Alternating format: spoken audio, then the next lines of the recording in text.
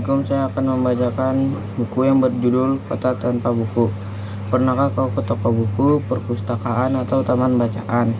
Tidakkah kau merasa istimewa ketika berada di dalamnya? Di sekelilingmu ada berbagai tokoh dari dunia nyata dan khayalan, tempat yang pernah kau kunjungi dan yang belum, informasi dari cerita masa lalu, masa kini, dan masa depan. Semua berpadu, semua berada dalam genggamanmu. Saat berada di antara buku, tidakkah kau merasa istimewa menjadi raja dan ratu? Ruang dan waktu seolah menyatu tanpa batas. Kau bisa terbang, melintasi sekat negara, dan melewati berbagai zaman.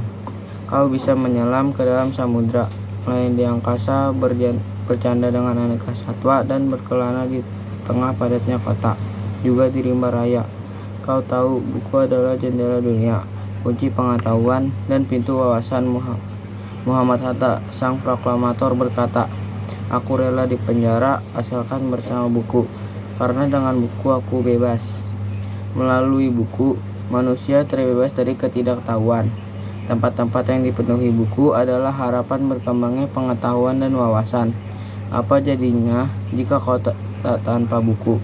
Pantaskah dia disebut kota? Di kota itu, mungkin kabar datang dari sumber lain, dari koran, televisi, maupun internet. Mungkin informasi dan cerita datang dari nenek moyang, bagai dongeng-dongeng sebelum tidur.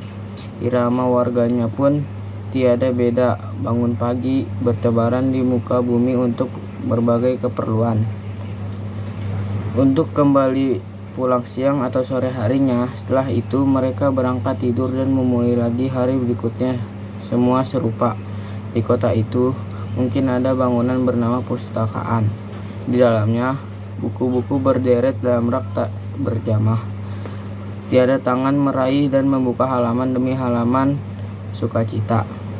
Mungkin juga ditumpukan buku di sudut-sudut sekolah yang sepi dan berdebu. Jarang dikunjungi, jarang dibaca. Buku-buku di sana teronggok tanpa nyawa. Bagaimana dengan kotamu? Mungkin kau tinggal di tengah kota yang megah, atau di gang sempit, di desa terpencil, di sisi pesisir, atau di kaki gunung. Adakah perpustakaan, taman bacaan, atau toko buku di dekat rumahmu?